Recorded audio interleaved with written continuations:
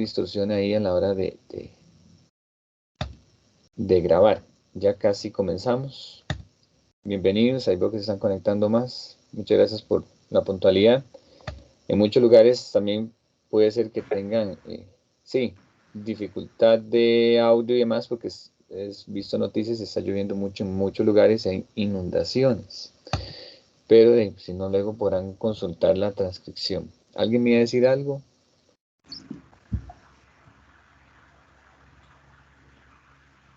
Bienvenida, Natalia. Creo que su audio está activado. No sé si me va a decir algo o... Hola, profesor. Hola, compañeros. Hola, buenas noches. Buenas Les noches. estaba explicando que la tutoría queda grabada, que la subimos a la plataforma y que primero voy a hacer el abordaje teórico de los capítulos y luego la explicación de la tarea 1. Si saben, si en la plataforma alguien pone que no puede entrar a la llamada o algo por el estilo, me dicen porfa, voy a comenzar ya. O si alguno está en sala de espera, he estado revisando la sala de espera y no veo a nadie. Puede ser que todos entonces los que se vayan a conectar estamos acá. Ahora estaba con una presentación del fascículo 1, que dice planeamiento didáctico, componentes y procesos. ¿Se ve que me muevo en el documento o se queda estático la presentación? Si me pueden ayudar con eso. No, se está moviendo bien. Ok, excelente, muchas gracias. Bueno, este material lo hizo una compañera que el año anterior se jubiló. La compañera se llama Nuri. Y lo hizo pensando en que les puede ayudar mucho tanto para el curso como para futuros trabajos. Todos los que estamos en este curso de una u otra manera están llevando cursos para ser docentes. Entonces el tema de planeamiento siempre va a ser de consulta.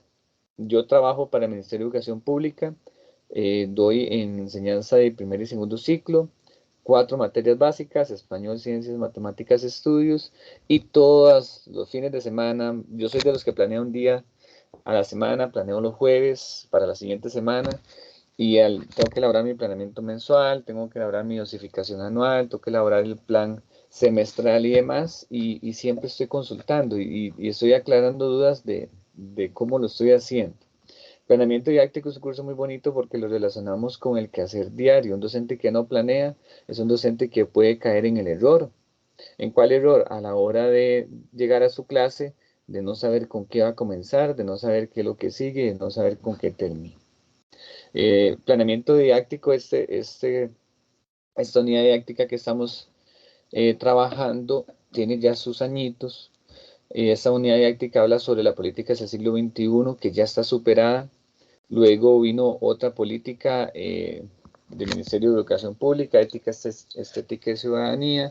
Después otras políticas y ahí vamos, dependiendo del cambio de gobierno, la política cambia. Pero ahora más adelante vamos viendo de que aunque cambie la política, tiene que apegarse a los fines de la educación, a lo que dice la Constitución Política de nuestra educación costarricense, de cómo tiene que ser. Estoy haciendo como una pincelada de lo que vamos a ver. También, ahorita estamos en una política educativa nueva. Y el planeamiento didáctico que yo estoy realizando responde a la ruta de la educación que se está trabajando en el 2023, y ahí todos los años o cada cambio de gobierno puede ser, nosotros como docentes tenemos que actualizarnos y buscar la mejor manera de hacer el planeamiento que para los que trabajamos para las instituciones públicas como INMED nos están imponiendo. Puede ser que algunos trabajemos en alguna institución privada, que tengamos que hacer un planeamiento diferente, que se apegue a lo que la institución quiere que hagamos, pero no siempre es así. Entonces, ¿cuál es la finalidad de este curso? Dar herramientas básicas, generales y específicas de cómo elaborar el planeamiento didáctico. Sea cual sea la política, sea cual sea el formato que esté presentando la institución donde van a trabajar, o el Ministerio de Educación Pública, la nueva política y el nuevo formato de planeamiento que dé todas las bases de planeamiento didáctico se van a conservar. Las actividades, las estrategias de evaluación que son sumamente importantes, los tiempos, las adecuaciones, todo se va a mantener.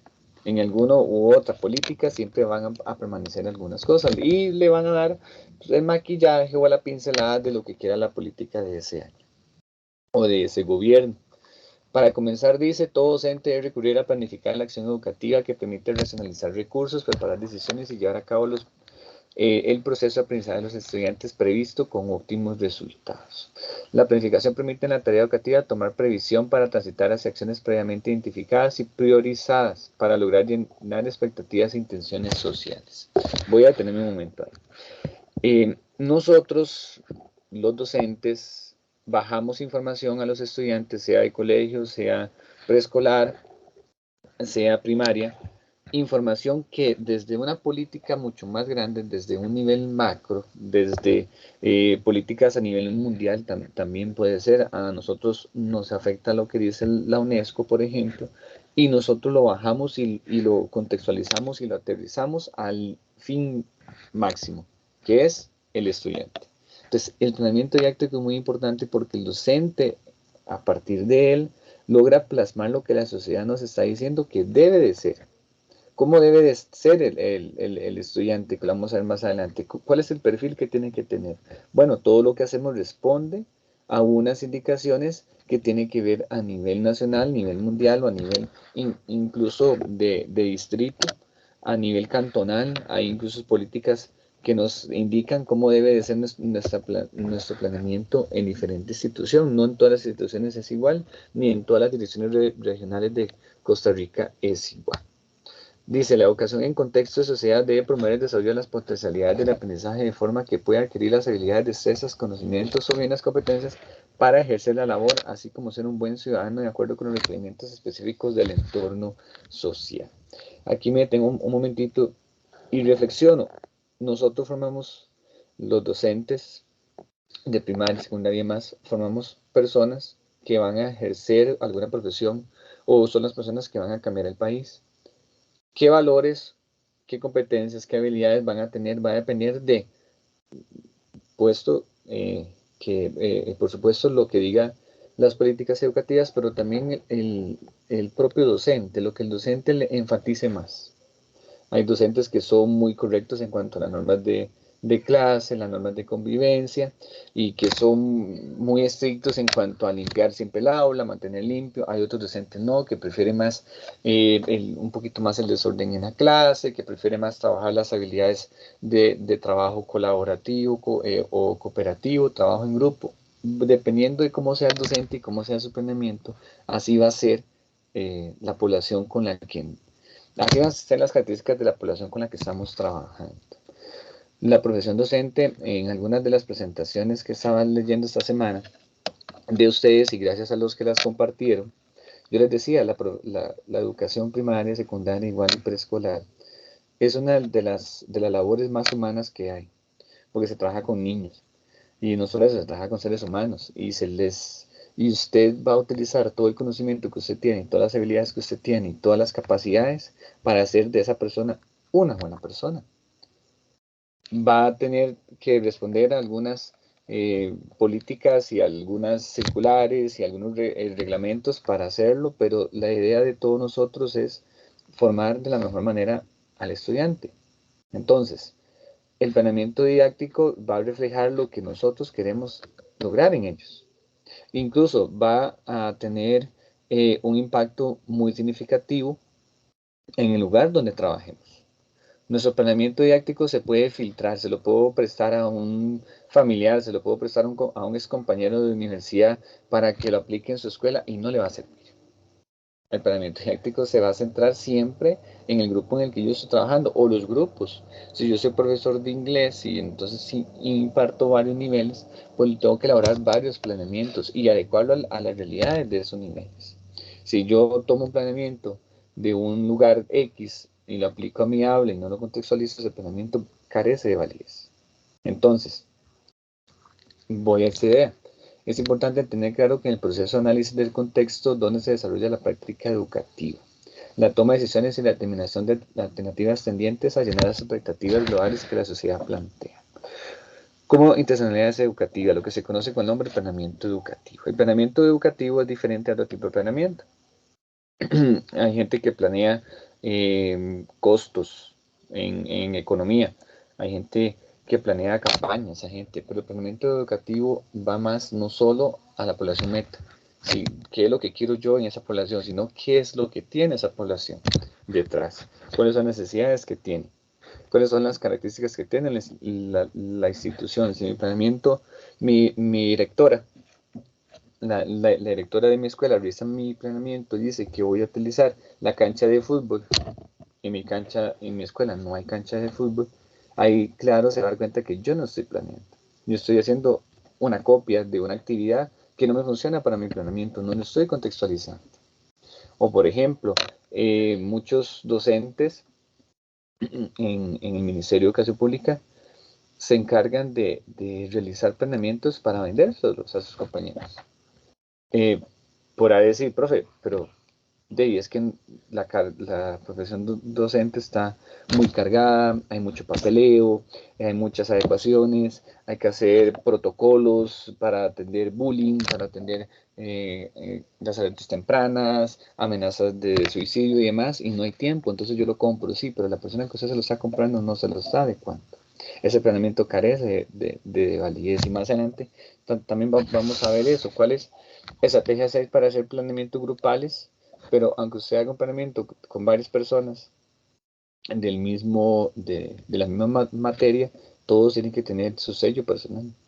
Y el planeamiento curricular tiene que responder también a las necesidades de la escuela, y las necesidades más de la escuela, las necesidades del grupo, a las características que se tienen. Otras características del planeamiento didáctico dice, el planeamiento curricular se le relaciona con documentos curriculares como planes y programas de estudio. El accionar de los docentes, los recursos de aprendizaje, las orientaciones o directrices metodológicas, evaluativas, etc. Cuando hablamos de planeamiento, se tiene que responder, como decía anteriormente, a una política educativa, pero también a un plan. Bueno, además de eso, a un nivel más meso, a un nivel de plan y programa de estudio. Yo, David Solano, cuando realizo mis planeamientos, tengo que tener abierto el programa de estudios del MEP, de ciencias, para hacer el plan de ciencias, de estudios sociales, para hacer el plan de estudios, leer las estrategias metodológicas, conocer cuáles son los enfoques curriculares de esa propuesta, conocer cuáles son las orientaciones o directrices, los momentos. Para los que estudian educación primaria se van a dar cuenta que matemáticas, español, ciencias y estudios no coinciden en los momentos, aunque se intente dar un inicio, desarrollo y cierre, las diferencias que tienen son muy marcadas en los momentos de la clase, que en ciencias por focalización, por método científico, que en matemática por resolución de problemas, y no se parecen. Entonces un planeamiento tiene que estar variando de materia a otra materia, igual los que realizan para diferentes niveles de educación secundaria se darán cuenta que el planeamiento no coincide uno con el otro de diferentes asignaturas. ¿Por qué? Porque el plan y programa de estudio está hecho particularmente para esa asignatura y hecho por profesionales en esa asignatura. Que podría ser que eliminemos eso y que todas las asignaturas se puedan de alguna manera. Puede ser, o más bien podemos decir que es bueno la diversidad, porque no todas las asignaturas se deberían de ver siempre de la misma forma. No todas tienen ese carácter solo teórico, solo práctico, o teórico práctico. No podemos planear igual estudios que maten. La cantidad de práctica que se debería de ver en estudios puede ser que sea mayor a la de matemáticas o viceversa. El planeamiento va a depender de lo que nos diga el programa de estudio, en este y en muchos países. ¿Y cuáles son esas características que deben de depender mi planeamiento? Bueno, de lo que diga el nivel macro a nivel nacional, el nivel meso a nivel regional y lo que diga la institución que se debe de hacer en el aula. ¿A qué me refiero esto? A nivel macro, lo que tenga el programa. A nivel meso, un plan que haga el asesor regional de matemáticas de Desamparados, donde yo trabajo, de San José, y diga que tenemos que trabajar este valor o tenemos que trabajar esta característica durante todo el semestre. Entonces ahí yo tengo que ver cómo lo ingreso al planeamiento. Y a nivel institucional también, por ejemplo, hay un plan de convivir en todas las instituciones. Entonces ahí se ponen las estrategias y los temas, los valores que se van a ver durante el año. Entonces yo también tengo que adecuarlo a mi planeamiento. Y a partir de mi planeamiento yo hacer explícitas las intenciones del sistema educativo y hacer de él una herramienta que guíe mi práctica pedagógica diaria. El planeamiento, la minuta diaria es sumamente importante, como la semanal, como la mensual. Eso va a depender de cómo va a elaborar cada docente su planeamiento y que también el tiempo o el tiempo que le está pidiendo el ministerio del plan que se tiene que elaborar. Algunos son semestrales, algunos trimestrales. Bueno, algunas características del planeamiento didáctico. ¿Qué enseñar? Cuando realizamos un planeamiento tenemos que revisar los objetivos y los contenidos de enseñanza, que eso ya no los dan. ¿Cuándo enseñar? La secuencia, el día, la fecha, cuánto tiempo. Cómo enseñar, las actividades que se realizarán para alcanzar los objetivos. Luego vamos a hablar de las actividades y estrategias de mediación, que no son siempre lo mismo. ¿Qué, cómo y cuándo evaluar? Es muy importante la evaluación. Es uno de los pilares más importantes del planeamiento didáctico porque a partir de lo que yo agregue en mi evaluación o en las estrategias de evaluación, así voy a decir si un estudiante es promovido al siguiente nivel, por ejemplo, o si un estudiante es aplazado y tiene que ir a proceso de convocatoria, o si un estudiante es reprobado, porque a partir de los instrumentos que yo evalué, el estudiante no logró avanzar en el siguiente nivel.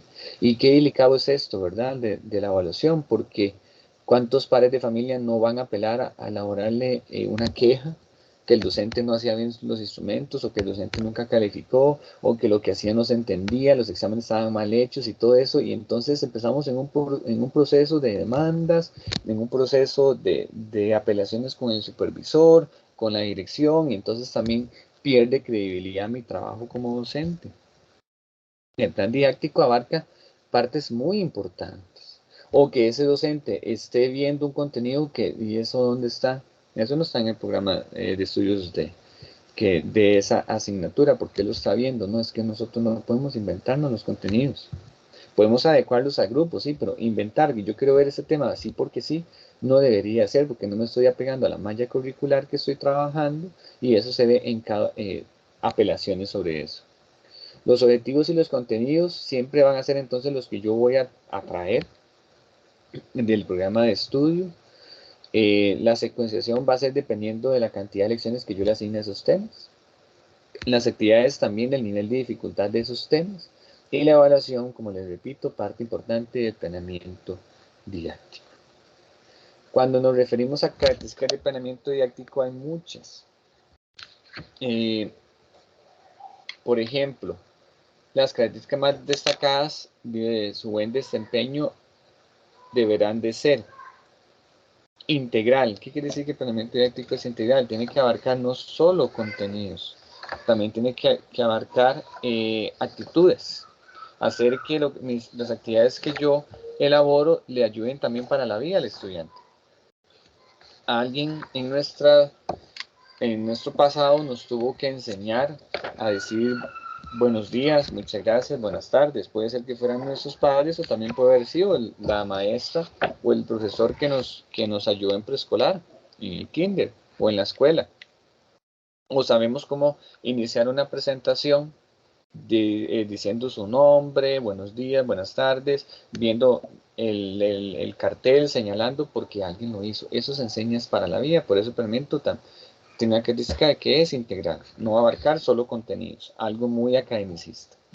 Participativo, bueno, también hace que las personas, estudiantes, participen de las actividades y no sean meras receptoras de información como lo estamos haciendo lastimosamente ahorita por tiempo. Ya a mí me gustaría dedicar más a esta clase a algo más participativo, a escucharlos. Puede ser que me quede un poquito de tiempo y lo podamos hacer, pero en la idea del planeamiento didáctico a nivel del Ministerio de Educación Pública y a nivel de educación debería ser participativo todas las actividades. Y permanente, bueno, ojalá que las actividades que yo haga y los contenidos que yo trabaje duren para esa persona en varios años y le quede. Flexible, bueno, viene y yo hoy hice un plan, yo estoy dando sexto grado, y tuve que cortar mi plan del día de hoy, la minuta de hoy, porque de ahí se fue el agua. Y entonces con eso del montón de virus que hay y demás, se tuvo que cerrar la escuela. Flexible, sí, claro, yo este planeamiento tengo que volverlo a editar, yo lo tengo en línea y lo adapto para mañana seguir con lo que tenía.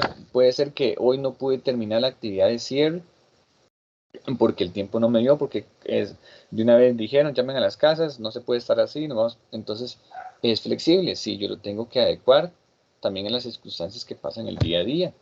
Estoy dando una clase y hay un sismo de yo tengo que abandonar, ir a la zona segura y demás, y luego retomar la clase y ver de qué manera. Esa es la experiencia del docente, lo que hace que usted pueda hacer eso. Relevante, bueno, que lo que yo estoy haciendo valga la pena, que lo que estoy haciendo sea importante para el estudiante, que le llene, que le sirva de algo.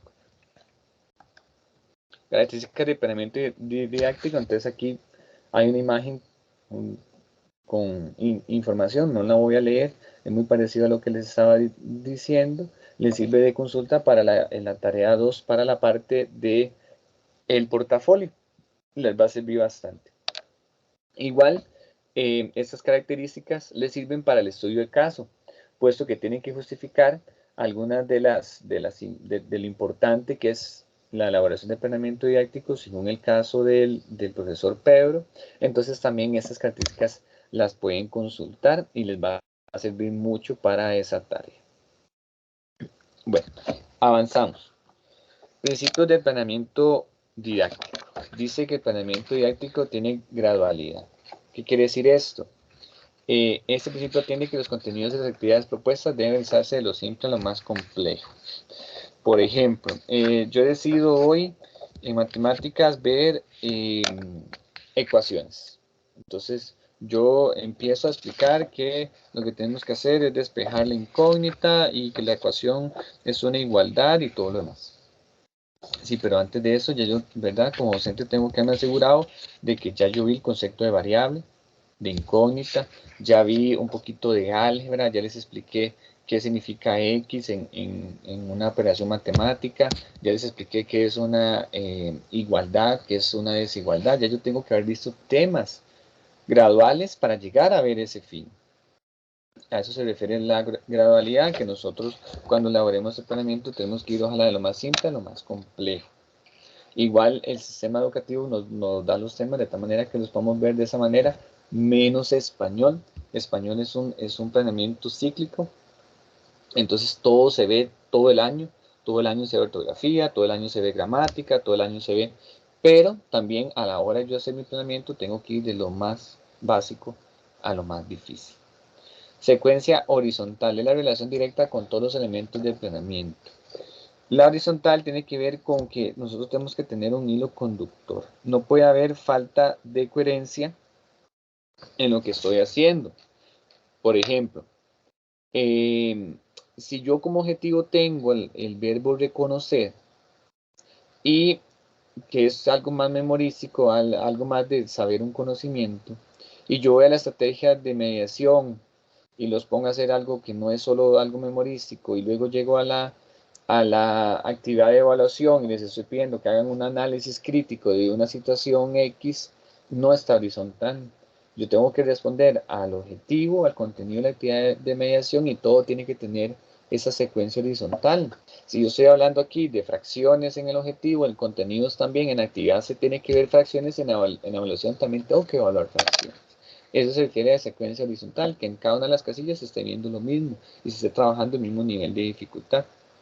Secuencia vertical, lo que nos viene a decir es que nosotros tenemos que reflejar en nuestro planeamiento que estamos trabajando un planeamiento a nivel nacional, que estamos respondiendo a una política, a un plan de estudio, a un programa, que estamos respondiendo a un plan regional, a un plan institucional, a un planeamiento anual que yo hice, una dosificación, luego al semestral y luego estoy haciendo un trabajo mensual para elaborar mi minuta diaria. Entonces, eso es secuencia vertical de lo más macro, que sería la política, hasta la minuta que estoy haciendo. Otro principio de planeamiento didáctico es que tiene que haber integración.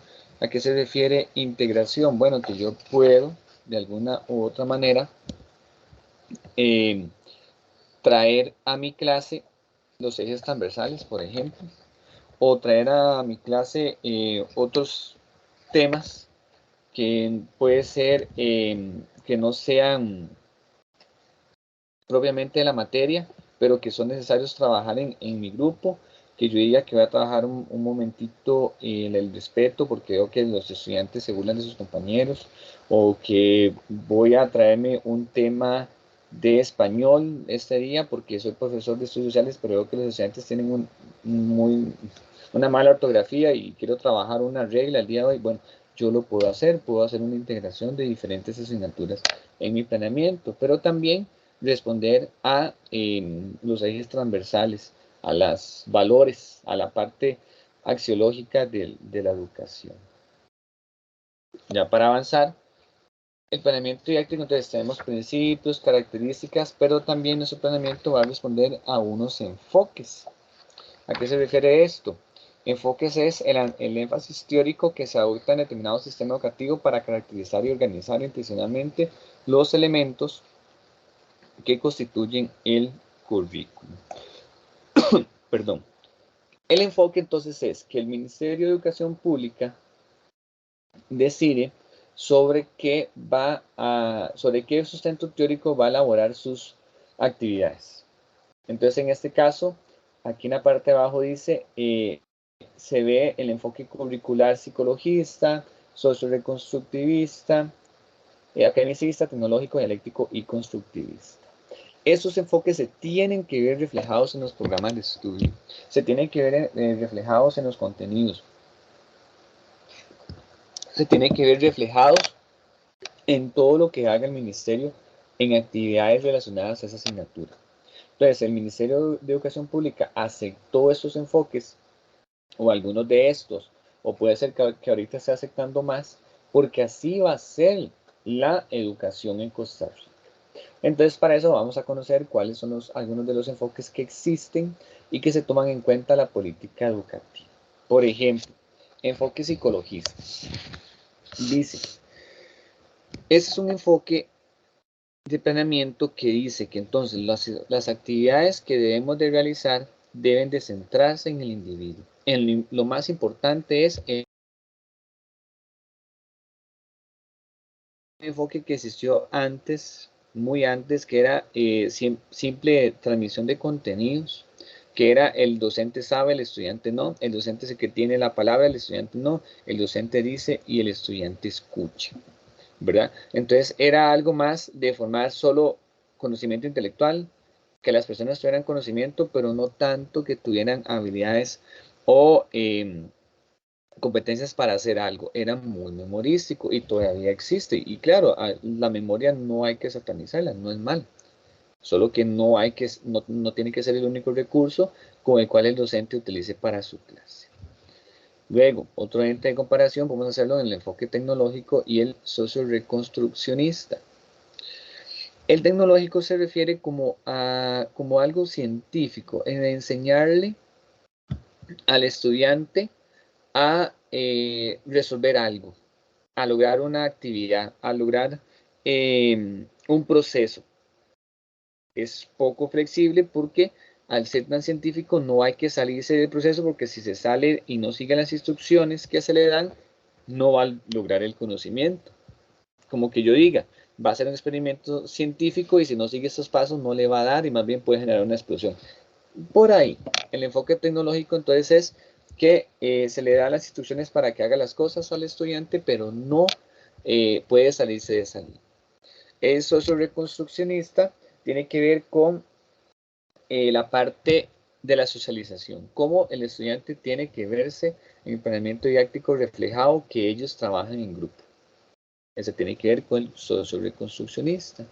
Y el enfoque dialéctico y el constructivista tiene que ver, el dialéctico tiene un carácter de acción socialmente productiva de la educación, es decir, como que tenemos que hacer que todo lo que aprendan los estudiantes sea productivo, ya sea para un trabajo, para la realidad para ayudar en el país. Entonces se busca que lo que ellos aprendan sirva para la realidad en la que viven o en la realidad del país. Y el enfoque constructivista es como el boom. En el momento fue el boom de que entonces se le iba a enseñar a los estudiantes a aprender por sí solos, donde el docente se convierte en un mero mentor que acompaña, y el estudiante es activo y es el que, además de escuchar, también hace, explora, descubre y llega al conocimiento sin necesidad de que yo le diga lo que tiene que aprender, sino que él aprenda por sí solo. El enfoque constructivista lo trabaja también en el Ministerio de Educación Pública, y eso lo podemos ver también, por ejemplo, en matemáticas, donde se intenta trabajar por metodología de problemas, y entonces se le da un problema al estudiante para que llegue al conocimiento sin necesidad de haberle dado la materia. Eso es una idea importante de el constructivismo. Ya para ir terminando este documento, dice que en el estudio de casos ustedes tienen que ir y resolver una pregunta que dice cuáles son las ventajas de planear. Aquí tienen algunas ideas, en el libro van a encontrar otras que hablan sobre cuáles son la importancia o algunas de las ventajas de planear, y aquí les dejo algunas. Por ejemplo, todo educador debe conocer los componentes y procesos que conlleva el planeamiento didáctico para que este sea lo más pertinente y ajustar a la realidad de los estudiantes. Existen para ello muchas estrategias, métodos, metodologías, instrumentos y recursos y documentos para hacer más participativo el proceso de enseñanza. Que es importante planear porque se requiere de un educador innovador y demás. Todas esas características les va a servir a quienes un poco más como esquematizadas para resolver el análisis de casos. Bueno, ¿cuáles son algunas de las ventajas del planeamiento? Organización. Si una persona no lleva su planeamiento y no sabe qué hacer en la clase, va a llegar a improvisar, y eso, lo repito, eso es lo que queremos evitar, la improvisación. El planeamiento es para que llegue el docente y no a improvisar. ¿Y hoy qué hago? Mira, saquen el libro y vamos a ver qué página quedamos. No, desde que el docente dice qué página quedamos, no está revisando su planeamiento. No terminó la clase anterior. No hay una organización. 2. Articulación y vinculación. Yo tengo que elaborar un diagnóstico de mis estudiantes para saber cómo están. Y tengo que hacer estrategias y actividades que resuelvan esas deficiencias que encontré en el diagnóstico. 3. Evita el traslape y la dispersión. Bueno, en este caso, que yo a partir de ese planeamiento no debo de ver 3 veces sistema digestivo en el grupo en el que estoy trabajando, porque yo con mi planeamiento me doy cuenta que ya lo vi. Y porque si yo no estoy elaborando planeamiento, puede ser que repita contenidos, porque simplemente llego a ver qué hago. 4. Trabajo en equipo. Bueno, yo puedo hacer planeamientos con otros profesores. Por ejemplo, en mi escuela somos 6 profesores de sexto, y la idea es que uno planea mate, otro español, y entonces uno lo compartimos y cada quien le da el toque, su sello personal. No es, ¿por qué? Porque mi compañera tiene 3 adecuaciones, una de acceso y una significativa. Mi grupo no tiene adecuaciones significativas, solo de acceso y no significativa. Entonces, ¿cómo yo voy a tomar el implemento y lo voy a hacer mío? No, yo tengo que trabajarlo. Puede ser que los contenidos me sirvan, puede ser que a nivel escolar todo el sexto grado vaya en el mismo tema y el mismo material fotocopiado o las mismas prácticas, no hay problema. Pero tiene que haber la parte de imprimirle su sello personal. Análisis de los programas de estudio, tengo que conocer a cabalidad el programa de estudio, lo que me está pidiendo, y balance de necesidades en el punto 6, que tiene que ver con que tengo que atender las necesidades y las dificultades que encontré en mi diagnóstico inicial. Tiene que haber una relación directa con la evaluación. Yo, para hacer mi prueba, en todas las asignaturas básicas se hacen pruebas escritas, yo voy al planeamiento y veo cómo lo vi, cómo fue que lo expliqué, para yo ver cómo lo califico y lo agrego a la tabla de especificaciones de mi prueba. Continuidad de los procesos, yo tengo que seguir con temas que van de manera gradual, y también es un respaldo físico. Parte de las funciones que registros de carrera docente dice que parte de las obligaciones del docente es elaborar un planeamiento.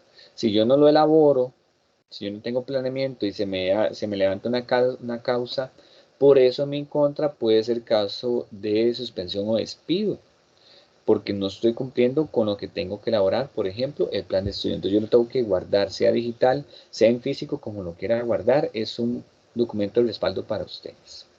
Desventaja o limitaciones del planeamiento. Bueno, que muchas veces no se puede contextualizar, las personas no lo contextualizan porque ya no tienen esa vocación de ser docente, simplemente ya están esperando su pensión, o sea que ya está desmotivado por todas las trabas que ha tenido, por todas las demandas, por todos los procesos. La educación se está viendo afectada por eso, hay una falta de vocación y motivación también del docente, hay un sobrecargo laboral. Entonces, muchas veces no hay una práctica renovadora, es decir, no hay un docente que quiera ver qué cambia, sino simplemente quiere que vayan pasando los días, que el grupo vaya avanzando y que todos pasen. También que hay planeamientos que no se adecúan a un contexto, esa es una de las limitaciones, y no hay conexiones en los contenidos de las diferentes asignaturas. Qué bonito sería, qué bonito no, qué bueno que un docente pueda una semana hacer un plan integrado, como los profesores que trabajan en escuelas unidocentes, donde pueda mezclar de alguna manera los contenidos para que le alcance más el tiempo y pueda abarcar más temas, que yo pueda ver en estudios sociales con un texto de la campaña nacional o un texto de la batalla de Santa Rosa, entonces veo ortografía y con ese texto, además de ver ortografía, metí algunas fechas y las voy a hacer, las voy a pasar a años y luego a horas, segundos y minutos, y luego lo mezclo con la biodiversidad que hay en Guanacaste y eso lo mezclo con temas de ciencias, es decir, eso es complicado, pero sí se puede hacer. Es importante también que el estudiante sienta que está aprendiendo para la vida, no solo para una materia, que nosotros podamos hacer esa mezcla y esa integración de contenidos. Ya para ir acabando, esto les va a servir mucho para el estudio de caso y también para la elaboración del plan, que es el proyecto final. Las etapas de planeamiento didáctico son siempre empezar por la parte diagnóstica, ver qué se sabe de la comunidad, qué se sabe del estudiante, y de ahí yo diseño las actividades y los elementos. También de ahí yo diseño los momentos de la clase. Para yo hacer este análisis este diagnóstico inicial de una institución, por ejemplo, yo tengo que conocer las características de la comunidad. Eso se tiene que reflejar en mi planeamiento de la institución, todo lo que tiene, y de los estudiantes, todo lo que ellos tienen. Si al momento tienen que hacer un FOA de una institución, la página 53 del libro, el planeamiento didáctico, les ayuda como qué puedo yo preguntar en una institución. ¿Qué puedo yo preguntar en una comunidad, en una institución, en un aula? ¿Qué puedo encontrar para elaborar mi fase de diagnóstico? ¿Qué hizo el Ministerio de Educación Pública este año? Nos obligó a todos a hacer diagnósticos del año anterior y nos obligó a subir eso y le llamó pruebas comprensivas. ¿De qué servían las pruebas comprensivas? Para que el MEP se diera cuenta y también nosotros cómo estaban los estudiantes con respecto a contenidos del año anterior. Entonces nosotros corriendo y haciendo exámenes, yo haciendo exámenes de quinto, tuve que hacer 2 tandas de exámenes, una en marzo y ahora una en julio, si no me equivoco, para ver cómo estaban los estudiantes con temas del año anterior. Lo hizo obligatorio, ¿por qué? Porque hay muchas personas que no hacen esta fase del diagnóstico. O llegan a una escuela nueva, fueron nombrados ahorita en esta escuela y no saben ni qué problemas, qué limitaciones, qué fortalezas, oportunidades o debilidades hay en la comunidad y eso no lo puede reflejar en su planeamiento porque no lo tiene. Entonces, estas son algunas de las fases del diagnóstico y de los insumos que yo puedo tener. Entonces, voy a dejar de compartir un momentito para pasar al siguiente fascículo. Voy un momento a la sala principal. Listo. ¿Alguna duda? ¿Alguna consulta del capítulo 1? ¿O alguna duda que tengan por el momento? Y más bien disculpe por ser tan magistral, suelo hablar, yo apelo a la enseñanza constructivista. desde el enfoque constructivista, pero por cuestiones de tiempo y porque es mucho lo que hay que hacer, lo hacemos así. ¿Alguna duda? ¿Los escucho? ¿No?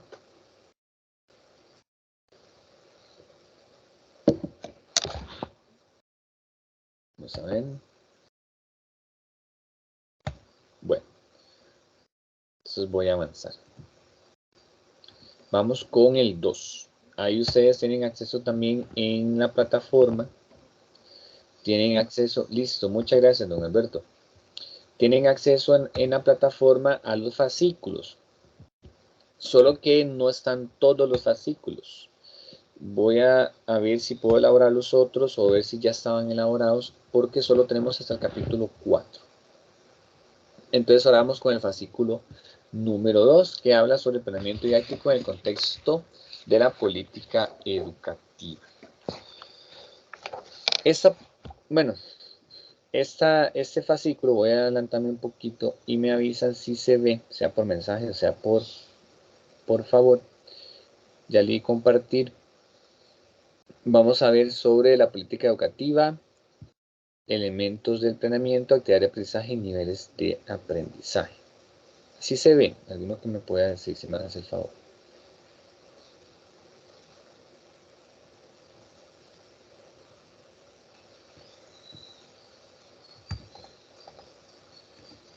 Bueno, espero que sí. Política educativa. Se ve todo bien. Ok, listo, excelente. La política educativa que vamos a conversar tiene que ver sobre hacia el siglo XXI. Voy a pasar un poquito rápido acá, ya luego lo pueden ver, pero lo que más nos interesa es esto. La política que se trabajó en ese tiempo y que todavía lleva algunos insumos, la que ahorita se está elaborando, fomentaba el humanismo, el racionalismo y el constructivismo. El constructivismo, vean que ahí está. Y lo vemos en los planes didácticos por medio del desarrollo cognitivo, afectivo y psicomotor. Cognitivo, los contenidos que estoy abordando. Afectivo, los temas transversales que estoy trabajando o la parte ahora que le llamamos habilidades blandas, que hay que enseñarle al estudiante a agradecer, a tolerar, a no golpear, a respetar. Y psicomotor, también las habilidades que tienen que ver con movimiento y demás, también con las habilidades artísticas. Aunque este año se cancelará el FEA, bueno, se intenta hacer que se tengan actividades en el sistema educativo que hagan que los estudiantes desarrollen esa parte psicomotora. Con respecto a la metodología, en el caso de la enseñanza, se denomina actividad de enseñanza, medición pedagógica del docente, estrategias de enseñanza, esto por cuanto se orienta básicamente en la actividad guiada por el docente. Cuando nosotros elaboramos la parte metodológica de nuestro planeamiento, y aquí voy un poquito rápido, tenemos que pensar en la diversidad de estudiantes que tenemos.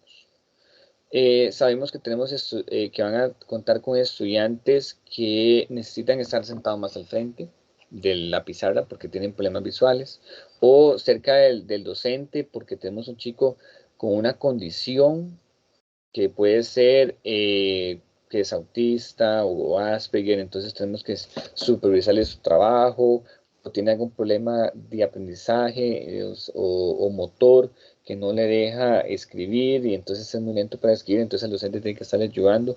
Hay muchas adecuaciones que tenemos que hacerle al planeamiento y eso también tiene que ver con las metodologías que vamos a utilizar para elaborar el plan. Aquí habla un poquito de algunas técnicas, algunos métodos y algunas estrategias que se pueden utilizar en la clase. Y aquí va la diferencia entre ellos. La técnica es como, ¿cómo voy a hacer yo esa actividad? Método, ya eso es algo teórico, cuál es el método que estoy utilizando para esa actividad. Y la estrategia en sí es lo que ellos van a hacer. Entonces, la técnica y el método van como la parte que fundamenta lo que estoy haciendo. Entonces, la técnica va a ser que ellos van a presentar las características de los seres vivos mediante una exposición. ¿Okay? El método va a ser de manera, no sé, deductivo. Y la estrategia va a ser que van a hacer un cartel, van a hacer un resumen, van a hacer un mapa conceptual para exponer. ¿Ve? Entonces, esos conceptos también como docentes tenemos que manejarlos. ¿Qué también tenemos que manejar? Las taxonomías. ¿Qué es una taxonomía? Ahí en la ontología lo van a ver. Una taxonomía tiene que ver con el orden de conocimiento de los verbos que puedo utilizar para elaborar el planeamiento. Si el verbo que estoy utilizando es identifica, puede ser que yo no llegue con ese objetivo de identificar las partes de la célula. Yo no le pida a él que analice las características fundamentales de la célula, porque le estoy dando apenas identifique. Le estoy diciendo al estudiante que él ahorita lo único que tiene que hacer es saberse dónde está cada parte, no explicar las partes. Entonces hay que apegarse también a las taxonomías. Cuando llega la política hacia el siglo XXI, esta responde a un principio racionalista, constructivismo y humanista. Racionalista, el qué. ¿Qué es lo que deben de aprender los estudiantes? Constructivismo, ¿cómo lo deben de aprender los estudiantes? Entonces tiene que ver con el procedimiento. ¿Cómo lo deben de hacer? Bueno, que ellos se muevan, que ellos caminen, que ellos trabajen en grupo, que ellos descubran el conocimiento, que si vamos a ver las partes de la planta, salimos a un lugar de la institución y vamos a ver una planta, no solo ahí a lo que diga el libro, el constructivismo. ¿Y el humanismo para qué?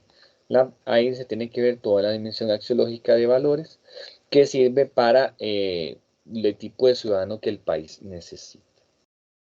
Cuando vayan a hacer un objetivo específico, creo que ninguna de las actividades tienen que hacer objetivos específicos ni generales porque se los estamos dando, pero la teoría dice que el objetivo se redacta en los infinitivos ar, ir.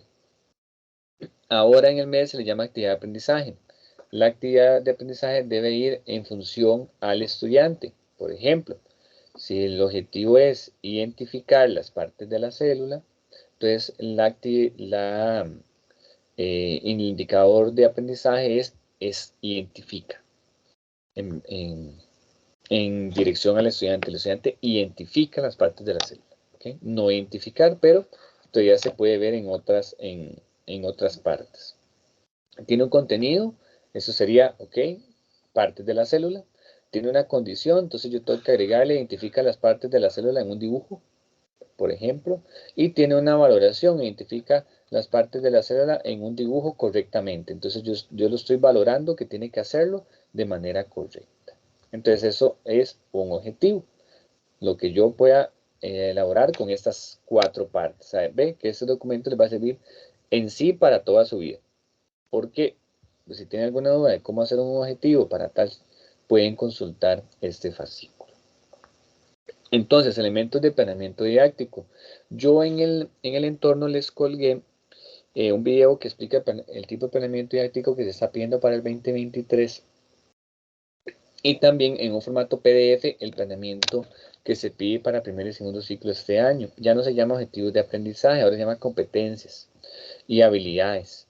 Y los objetivos específicos ahora son los indicadores de aprendizaje, pero no está mal también conocer estos. Objetivos de aprendizaje son los productos que se quiere lograr con la formación que yo estoy haciendo. Los específicos son los que yo hago. Entonces, en este caso, yo lo voy a elaborar dependiendo de lo que yo quiero que logres que los estudiantes hagan. Entonces, ya yo quiero que el estudiante analice las causas de la Guerra Civil de 1948. Entonces, yo lo realizo. Y que lo analice en una práctica dada por el docente. ¿Okay? Entonces, yo creo mis objetivos específicos y también los puedo utilizar para las estrategias de evaluación. ¿Qué son las actividades de mediación? Bueno, son las actividades que yo voy a utilizar, ¿verdad? Para alcanzar los objetivos de aprendizaje. En este caso, tengo que incluir los temas transversales y tengo que incluir las adecuaciones. Si yo digo que voy a hacer una práctica de Maque con X para mis estudiantes, pero tengo un estudiante que tiene problemas visuales, entonces yo una vez agrego. También se realiza la práctica, pero con letra 18, 19, dependiendo de la ecuación que tenga, para el estudiante que tiene ecuación. Yo tengo que mencionarlo en la actividad de mediación. El director, cuando me reciba el planeamiento, o si llega un supervisor a revisar mi planeamiento, me va a revisar las ecuaciones que yo tengo y tiene que ver que yo lo esté considerando, que no lo estoy excluyendo a ese estudiante en mis actividades. ¿Qué otra parte? Los contenidos, lo que tengo que sacar, yo no me lo voy a inventar, por favor, lo que tengo que traer de los programas de estudio. Y las estrategias de evaluación, que es lo que yo voy a hacer, ya, los instrumentos y las actividades que voy a hacer para sumarle puntos, o para hacerlo de manera formativa, o también porque estoy haciendo una evaluación diagnóstica. Bueno, esas estrategias se incluyen ahí. Para el planeamiento, la programación de actividades puede se hace en función del momento didáctico. Pueden ser iniciales, de desarrollo o de cierre de las actividades que yo realice. Las iniciales son aquellas que yo intento motivar al estudiante desde un enfoque constructivista. Yo voy a hacer una actividad que llame la atención, que haga que el estudiante haga el clic, se conecte y esté motivado para aprender. ¿Qué puede ser? Dependiendo de lo que ustedes vayan a hacer, se van a dar cuenta de que algunas actividades funcionan y otras no, y también cuáles son las que más sirven para llamar la atención a su grupo, dependiendo de las necesidades de ellos. Desarrollo. Bueno, todo lo que voy a hacer para alcanzar el proceso de enseñanza-aprendizaje. Y cierre son aquellas que viesen el logro de objetivos, son las actividades que reajustan, son las prácticas finales, son las autoevaluaciones, son las cosas que yo voy a proponer para cerrar ese tema que yo estoy viendo. Puede ser que estas actividades no sean que hoy en 40 minutos inicié, desarrollé y combiné un tema, ¿no? Puede ser que yo lo iniciara hoy, mañana sigo, el jueves también, y el viernes vaya terminando y el lunes, porque era un tema muy amplio. Pero que se note por lo menos que en la clase que usted está haciendo, usted inicie la clase, la desarrolle y la cierre, aunque el tema en sí en general no se inició, se inició, pero no se finalizó. Dosificación de planes. Bueno, a la hora de elaborar los planes también tengo que tomar en cuenta por ejemplo, aquí se les da un ejemplo de una unidad, de un plan de unidad, que se refiere a un proyecto en el que el docente determina objetivos, selecciona y organiza contenidos.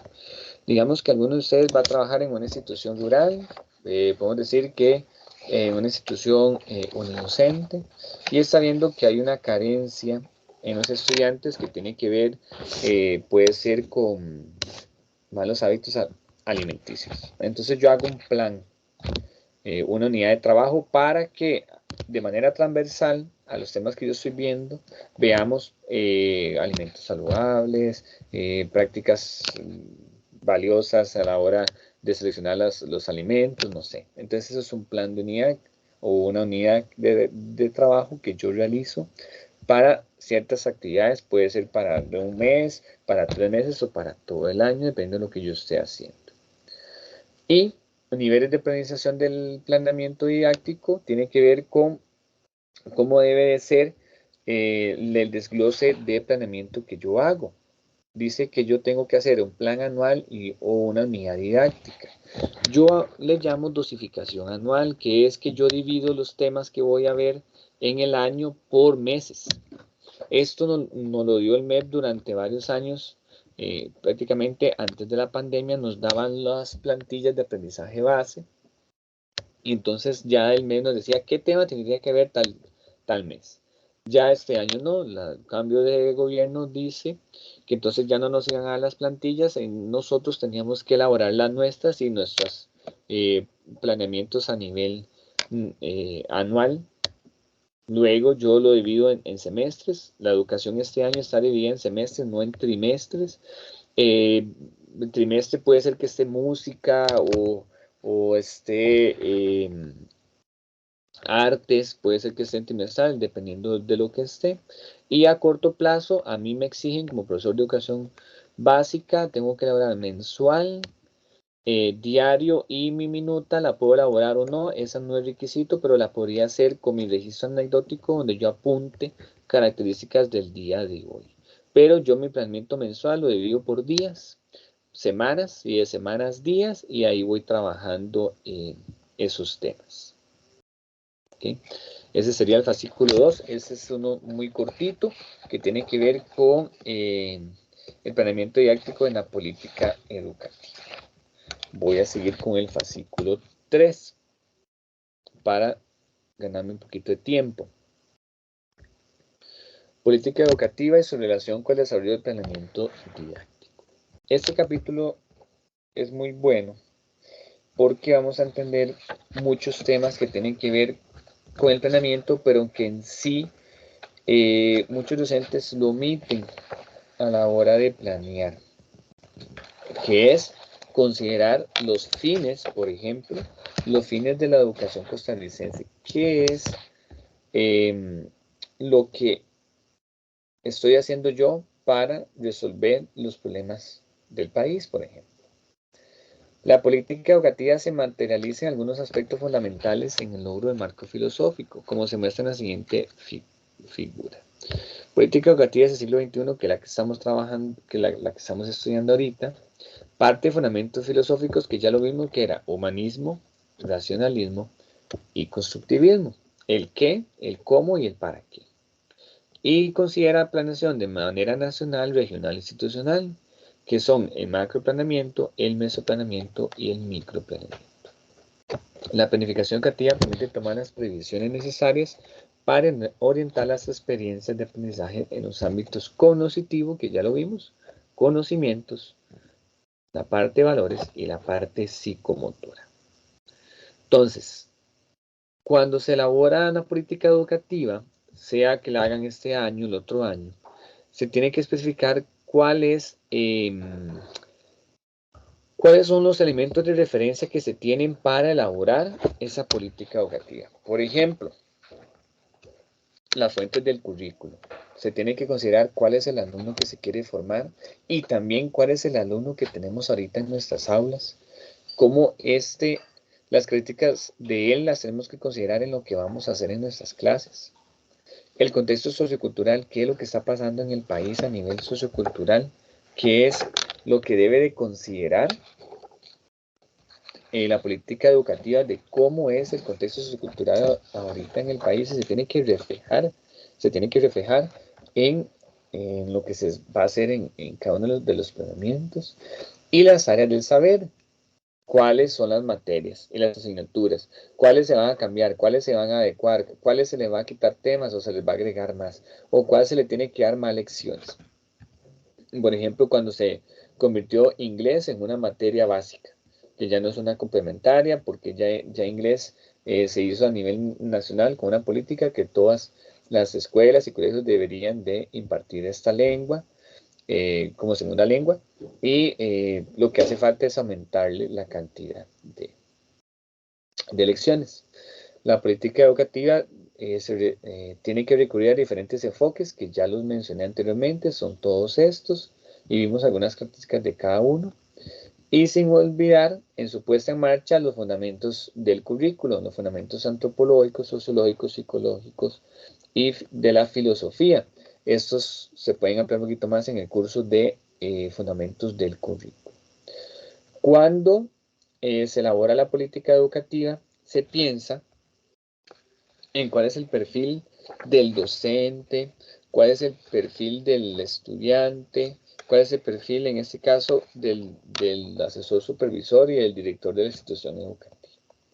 La política menciona que perfil del docente.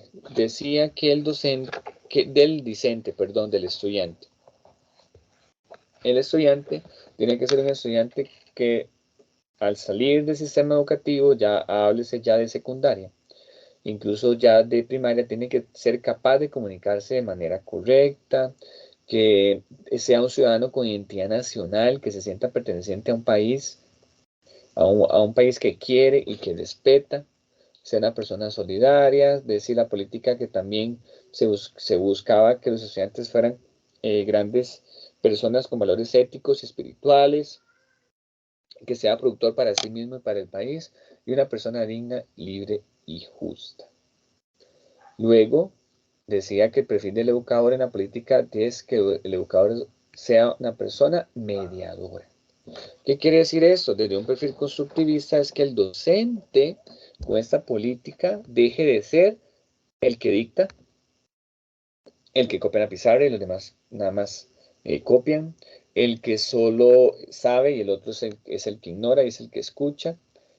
Cuando salió la política ese siglo XXI, tuvo cierta, creo que fue en 1994, por ahí, tuvo cierto recelo, porque los docentes de esa época te decían que iba a ser un caos, que cómo iba a ser que ahora el docente no iba a dirigir la clase, sino que era el estudiante el que tenía que aprender y estar trabajando durante la clase. Y entonces hubo cierto barrera en la época, luego se fue con los años, se fue quitando y ahorita es muy común llegar a un aula y ver que están sentados en grupo, que el docente da las instrucciones y los chicos son los que están trabajando, que todos los días se estén exponiendo, que se hagan conversatorios, mesas redondas, foros, porque en teoría es el docente el que conoce las disciplinas, pero el que guía al estudiante a lograr esas habilidades, esas destrezas conocitivas, competencias y demás. Se esperaba que el docente fuera un docente comprometido, que estimule el aprender a aprender, que el estudiante aprenda cómo es que él aprende, por ejemplo, que fomentara hábitos de reflexión y que lograra solucionar problemas de forma integral.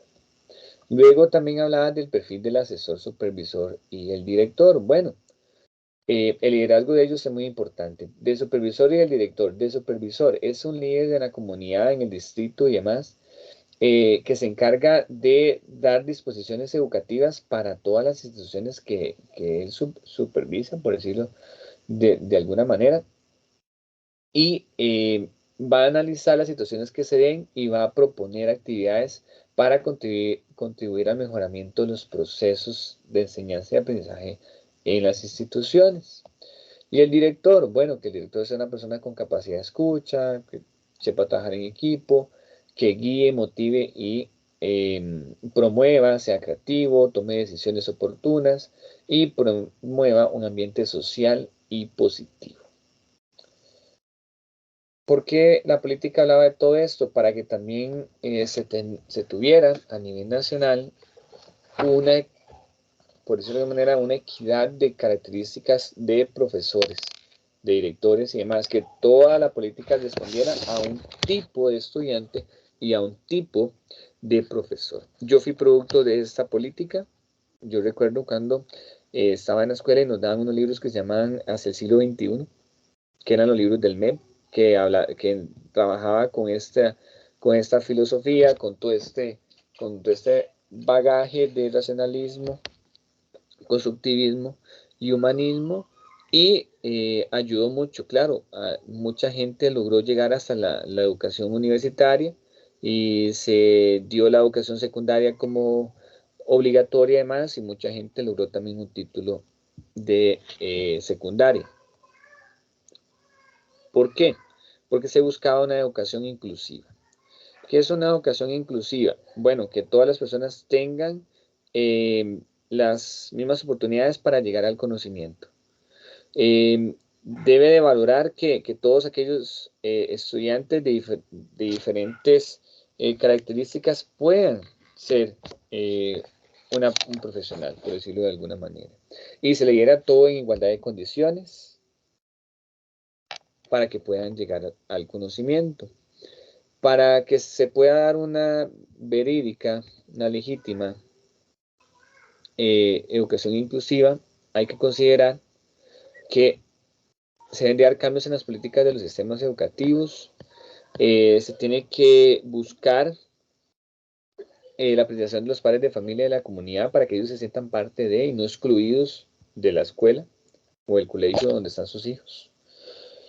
Hay que hacer procesos didácticos centrados en los estudiantes, fortalecer la calidad de los programas y ofrecer una oferta educativa flexible, aceptación de la diversidad, proporcionar recursos, evaluación y promoción flexible. En este me voy a tener un momento, evaluación y promoción flexible. Cuando se da la educación inclusiva es que no todos se tienen que evaluar de la misma manera, entonces también viene cómo se tiene que evaluar una persona con educación significativa, por ejemplo, y que esto le ayuda a la promoción del estudiante a los siguientes niveles, pero con una evaluación dirigida para él.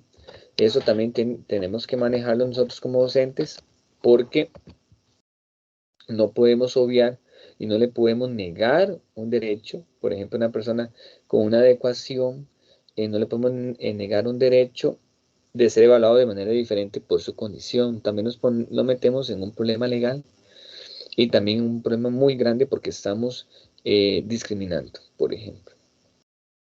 Otro concepto que tiene que ver con la política educativa y todo lo que se venía en esa época era la educación para la diversidad. ¿Qué es esto? Bueno, que existen muchas características diferentes entre las personas y tenemos que atender a las diversidades de ellas. Por ejemplo, cuando yo elaboro el planeamiento, tengo que considerar la diversidad cultural que hay en mi grupo, ¿verdad? Y evitar casos de xenofobia y demás.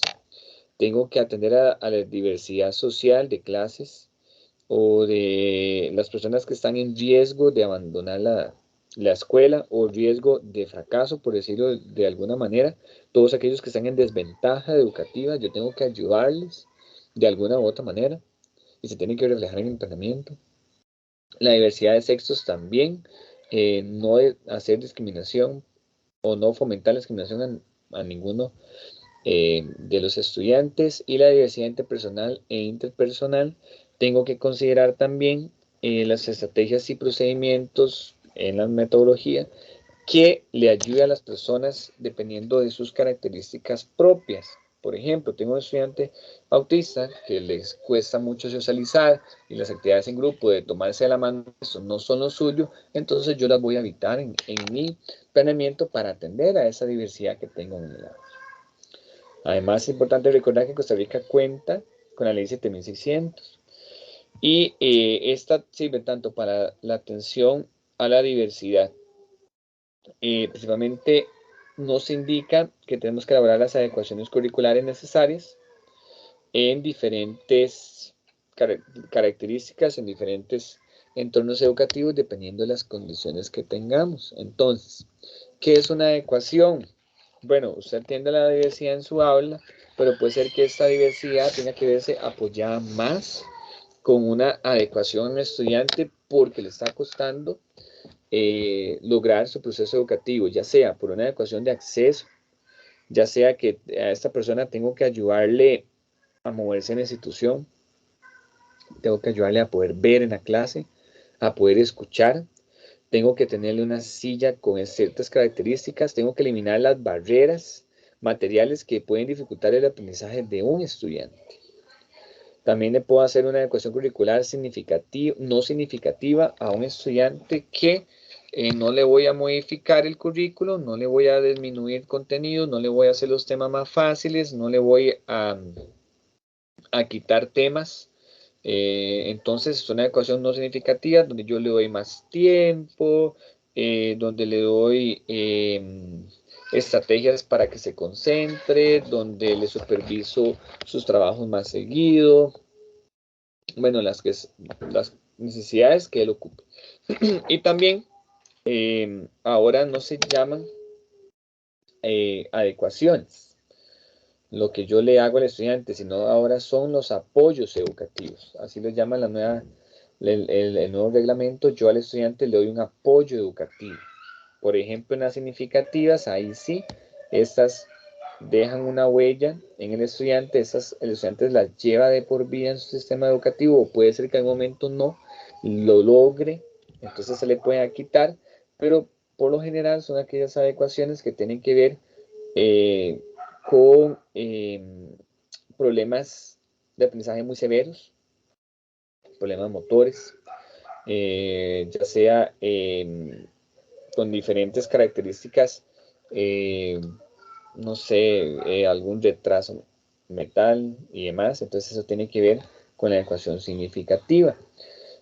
Ahora se llama entonces apoyos educativos. Y si un docente, óiganse bien, si un docente, ustedes llegan a un grupo, no se informan bien, no se dan cuenta que tiene un estudiante con alguna adecuación, de estas se la omite, no se la da, y esta adecuación ya estaba firmada por los padres y por el director y los profesores anteriormente, y usted no se la aplica, hay todo un reglamento para tratarlo a usted como docente, que sería suspensión de su trabajo, traslado y todo un estudio, hasta puede perder su trabajo porque está discriminando a un estudiante, no le está dando el apoyo que él ocupa. Entonces es muy delicado también que nosotros como docentes no realicemos las adecuaciones. O tenemos un estudiante que requiere una adecuación, pero yo para no tener más trabajo, para no complicarme la vida, para no le hago la adecuación, el estudiante lo meritaba, también es una causa de que se me hable un proceso. Yo no puedo decir, no, a él no le voy a abrir la adecuación, no, es que si la persona lo necesita, se le tiene que hacer, sea de acceso, sea no significativa o sea significativa. Y para ir terminando este tercer documento, la transversalidad y competencias.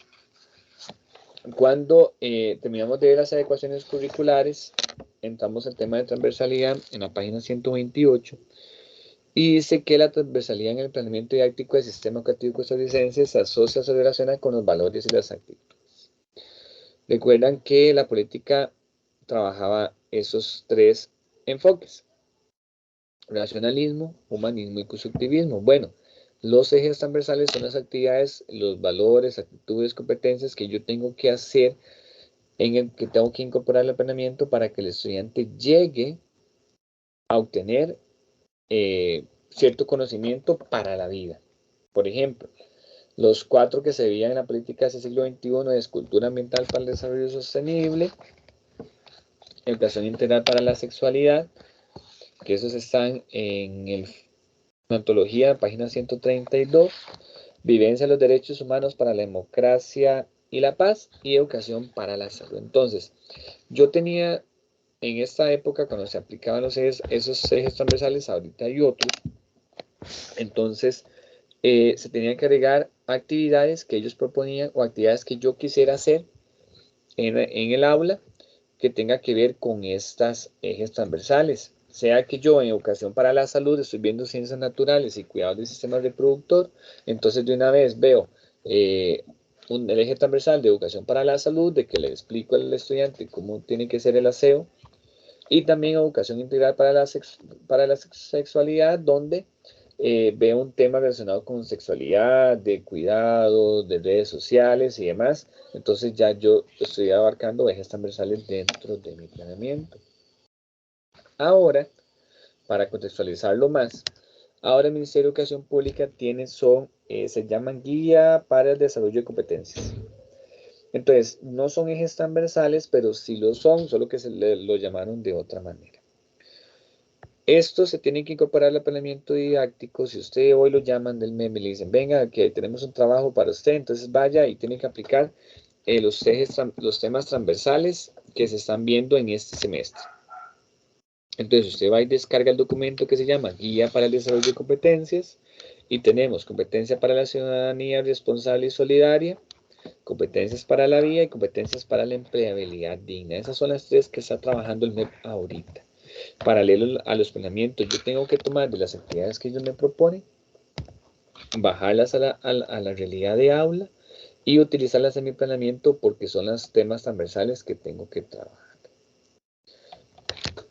Interculturalidad y multiculturalidad.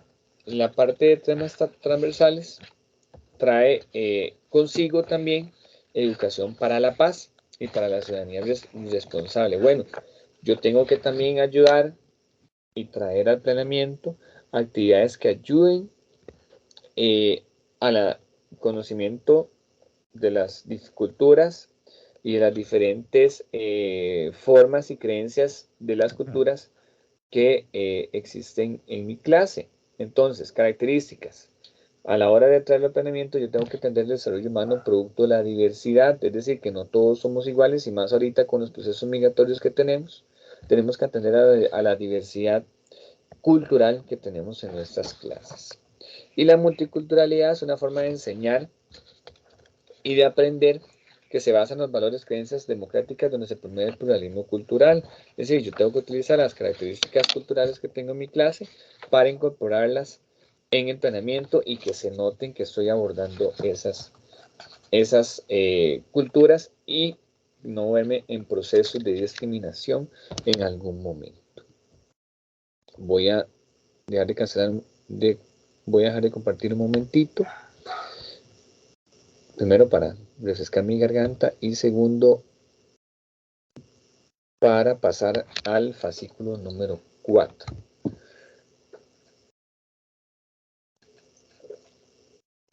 Ya casi vamos con la explicación de la tarea. Entonces vamos a buscar el fascículo 4.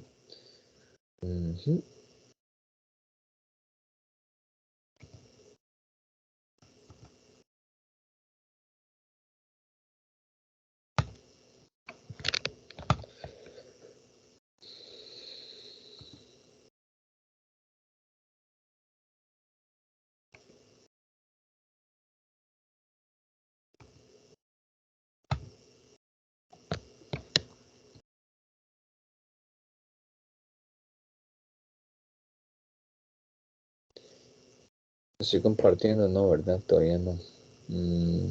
¿O sí? Sí, sí se ve. Estoy compartiendo el fascículo. Donde dice planeamiento didáctico, la antesala del aula se encuentra un enlace para quienes ingresen. Extraño.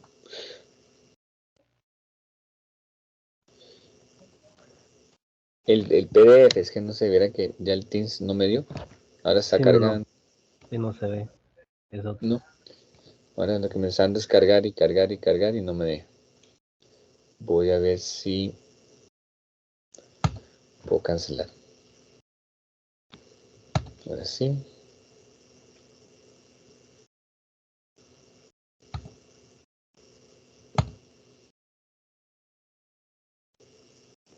Creo que ahora sí. Ok. El último para el día de hoy y que tiene que finalizar y utilizar para la primera tarea tiene que ver con capítulo 4, se llama en sí planeamiento didáctico y habla de paradigma, enfoque, control y previsión. Es muy cortito, este es muy parecido al número 2 y también lo vamos a relacionar en parte de mi explicación con lo que estamos haciendo a nivel nacional para que también lo tengan para su futuro quehacer docente. Entonces, el planeamiento didáctico es el mayor nivel de concreción en el proceso de enseñanza-aprendizaje. Entonces, eso ya lo habíamos hablado, que es el fin último de las políticas educativas, es el planeamiento didáctico porque se está trabajando con la población meta, que es el estudiante. A partir del diagnóstico que yo realizo, voy a utilizar la información del diagnóstico para adecuar las actividades que voy a hacer. Dice, el diseño de planeamiento didáctico que tu educador se plantee y se conteste interrogantes como. Entonces, a la hora de yo diseñar, tengo que contestar las siguientes preguntas. ¿Qué está pasando? ¿Qué es contestar a partir de lo que yo diagnostiqué? ¿Qué quiero hacer? ¿Qué se quiere hacer? Perdón. ¿Cuáles son las alternativas de acción que yo puedo utilizar para resolver eso?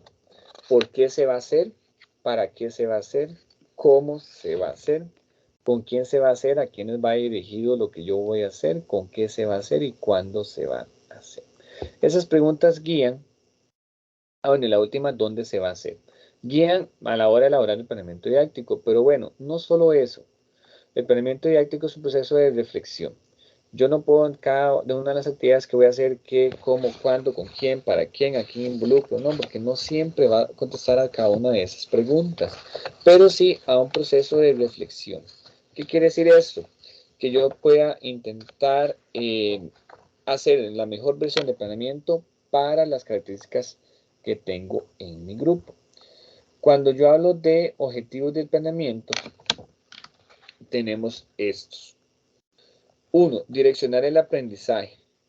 Esto quiere decir que el planeamiento es el que organiza el proceso de lo que yo quiero que logre el estudiante.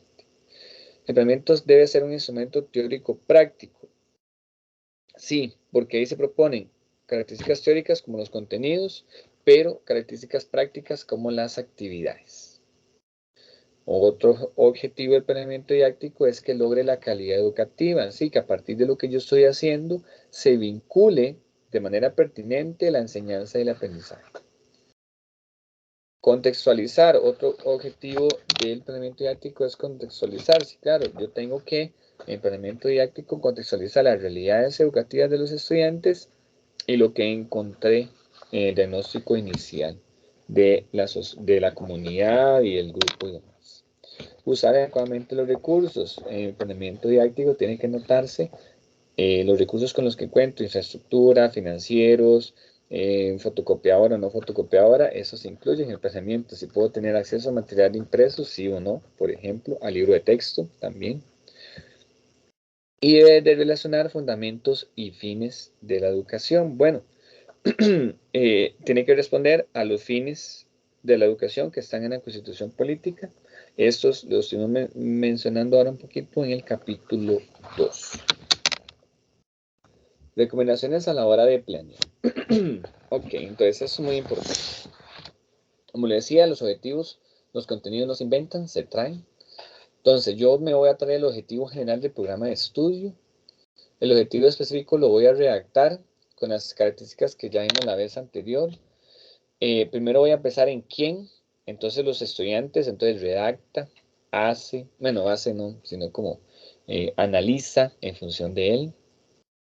La condición, el contenido y el criterio de valoración. Por ejemplo, yo puedo decir, identifica los orígenes y desarrollo de las computadoras utilizando los conocimientos previos de apoyo en forma correcta. Entonces tengo todo. Primero, la conducta observable. Yo le estoy diciendo que voy a calificar que el estudiante identifique. La condición es que él va a identificar utilizando los conocimientos previos en textos de apoyo. El contenido va a ser los orígenes y desarrollo de las computadoras. Y el criterio de evaluación, yo le estoy diciendo que yo voy a revisar que lo haga en forma correcta. Esa sería una forma en la cual yo puedo redactar un objetivo. Otros aspectos fundamentales, yo puedo considerar los verbos de la taxonomía de Bloom que están agrupados por niveles, por dominios conocitivos, afectivos y psicomotor, y intentar de utilizar aquellos que se apeguen. Si yo quiero que el estudiante justifique, es porque ya he pasado por reconocer, por identificar, ya describe, ya analiza, y ahí después de analizar, ya justifica. Pero primero tuve que enseñarle al estudiante a hacer todas estas actividades anteriores. Por eso se prevé y se le indica al docente que debe ir de lo simple a lo más complejo e incluso en el nivel cognitivo. Ahora, vamos a ver algunos ejemplos de planeamiento. Tenemos parte administrativa, ese siempre lo tiene que tener. Yo le puedo poner la institución, la asignatura, el nombre del docente, el periodo o el semestre, curso lectivo, el año, el nivel y la unidad de estudio. Si es que yo antes de esto hice una unidad de estudio o tengo una unidad de estudio. Que estoy viendo el tema del universo, entonces en ciencias la unidad de estudio es estudio del universo y no sé qué, entonces yo lo escribo ahí. Este es para un planeamiento mensual. Entonces yo agrego el objetivo, conocer el concepto de bellas artes, que es la conducta, el contenido, los dos contenidos que traigo del plan de estudios de artes plásticas, los procedimientos, así como muy básico. Esto incluso me lo puede dar el MEP en su programa de estudio, trae estas actividades como muy generales. Valores y actitudes, entonces yo apunto las competencias, las habilidades blandas, que voy a trabajar. Y la evaluación, vea lo que digo. Conoce el concepto de las bellas artes en forma escrita, el cual será valorado por el docente para ser evaluado mediante una lista de cotejo. Le estoy agregando el instrumento que se utilizará para evaluar una lista de cotejo. ¿Qué es una lista de cotejo? Una hojita que viene el nombre de los estudiantes y yo pongo sí o no. Entonces, ¿el estudiante logra pintar? Sí o no. Eso es una lista de cotejo. Entonces, esto es a nivel mensual. Ya luego yo elaboro mi plan semanal. Institución, plan semanal, docente, asignatura, periodo, curso, unidad de estudio, periodo, lecciones de 40 minutos, ¿cuántas? Y la semana de cuál a cuál semana. Pongo el indicador que voy a trabajar, en este caso un objetivo, respeto por las expresiones plásticas propias de los compañeros. Día, lunes 7 de mayo, yo lo puedo hacer así, algunos no lo hacen por día, sino que de una vez ya lo van colocando aquí, lunes, martes, en las actividades de aprendizaje. O bueno, esta es una forma. El objetivo que yo me traigo del MEP, las actividades, entonces como ya esto es un plan semanal, ya aquí tengo que agregar yo las adecuaciones, por ejemplo, en el punto 1.2. Yo agrego la adecuación. La ecuación es que construcción con ayuda de una guía sobre trabajo creativo para representar la línea. Ficha con letra Arial 36. Incluso le aumentamos la letra. Entonces ya yo agregué la adecuación. No la agregué en el plan mensual, porque mensual es como una vista panorámica de lo que voy a ver en el mes. Sino que ya en el semanal, ya en sí yo agrego la descripción del estudiante y lo que le voy a ayudar. Y agrego en el 1.4 el eje transversal. Observación con actitud respetuosa por parte de la clase de los trabajos elaborados. Actitud respetuosa. Entonces ya yo estoy trabajando los valores. La evaluación, ya entonces aquí ya todo lo que yo voy a estar calificando de ese día. Todo lo que voy a calificar. Entonces, tengo actividades de cierre. Aquí está la de cierre. Mediante un círculo de discusión. Tengo la de motivación y tengo las actividades de desarrollo. ¿Sí? Y agrego las adecuaciones y todo lo demás. Luego puedo hacer un plan diario. Este plan diario es algo más específico.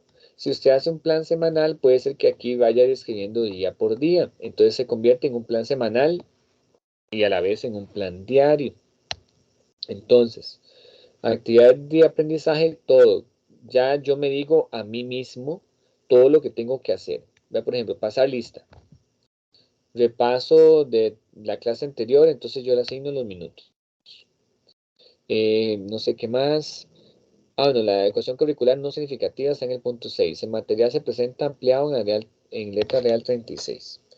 La adecuación de acceso dice que tengo que los coloco por escrito en todos los lugares para que sea visible por alguna discapacidad visual. Y que el tema transversal es vivencia de los derechos humanos. En actividad 8, una vez concluidos los trabajos, se deben exponer al resto de estudiantes. El docente promueve la actitud respetuosa. Y la reflexión diaria sería entonces como mi registro anecdótico que yo escriba.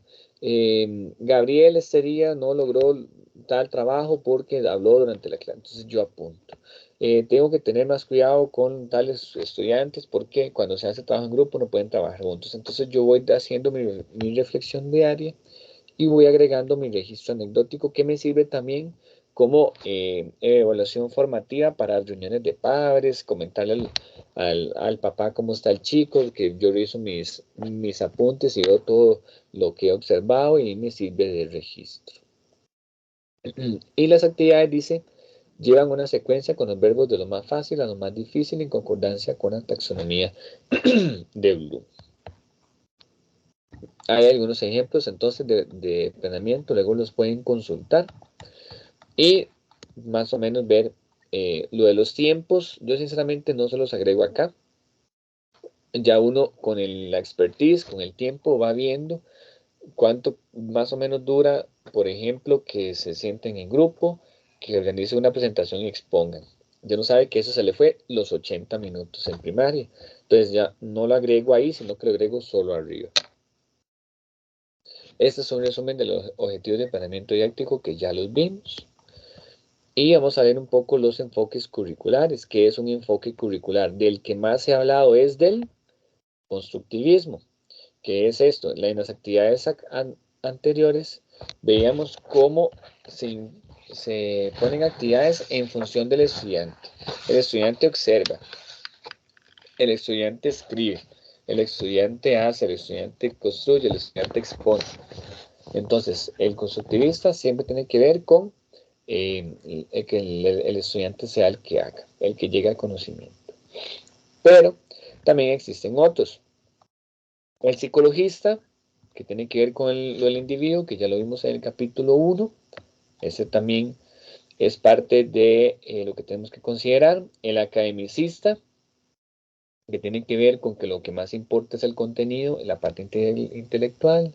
El tecnológico, el que tiene que ver con los procesos, eso es como un repaso de lo que ya hemos hablado. El socio-reconstruccionista, que tiene que ver con la importancia del trabajo en grupo. Y el dialéctico, que tiene que ver con hacer personas productivas para la realidad nacional. Y ya esto de transversalidad y competencias ya lo vimos, entonces no es necesario volverlo a retomar. Entonces, eso sería la parte de la explicación teórica. Vamos con la tarea número 1. Voy a buscar el documento para compartirlo.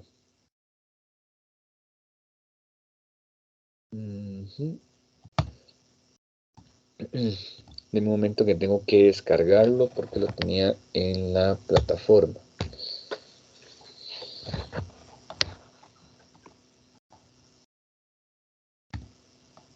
Ok, la tarea se llama resolución de caso, resolución de estudio de caso, planeamiento didáctico, responsabilidad del docente. Dice que fecha de entrega a más tardar el domingo 15 de octubre. Dice que se cierra a las 11:55. Tengan cuidado. No se cierra a las 11:59, es decir, no se cierra a medianoche. Se cierra a las 11:55.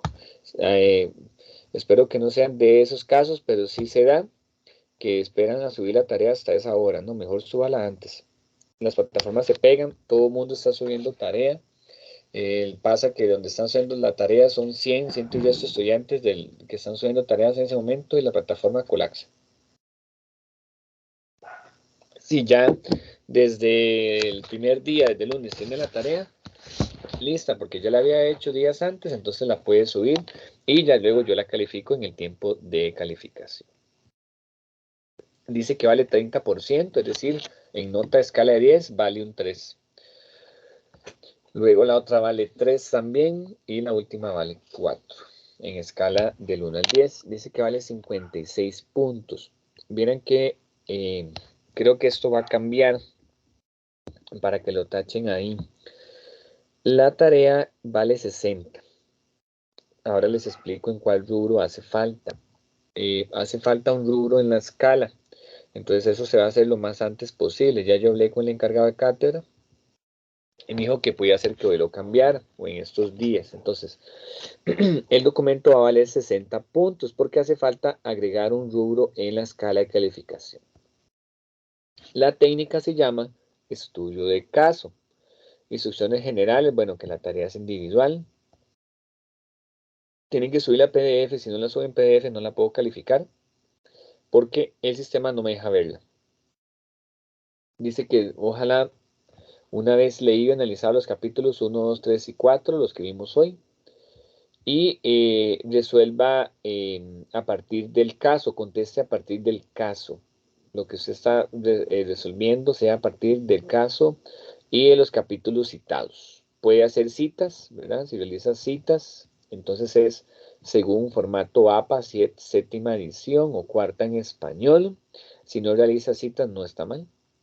No se está pidiendo un citado porque la tarea responde a una antología. Entonces, al responder solo a una antología y usted usar como respuesta solo lo que dice en la antología, no tiene que citar. ¿Cómo debo presentar el trabajo? Este debe presentarse en formato PDF. Bueno, ya. ¿Cuáles son los medios? Bueno, por medio de la plataforma, no por correo electrónico y no después de la fecha. Instrucciones específicas. Entonces, aquí empezamos. a hacer, a tomar apuntes. Dice, haga lectura de los capítulos 1, 2, 3 y 4 de la unidad didáctica. Realice las guías de estudio. Estas guías de estudio se encuentran en la plataforma. Son un montón de preguntitas que se han elaborado de los fascículos 1, 2, 3 y 4 para que ustedes respondan y así manejen de la mejor manera la unidad didáctica. El que las respondan no vale puntos. No tienen que subir las respuestas. Eso no se anexa a la tarea. Eso es formativo.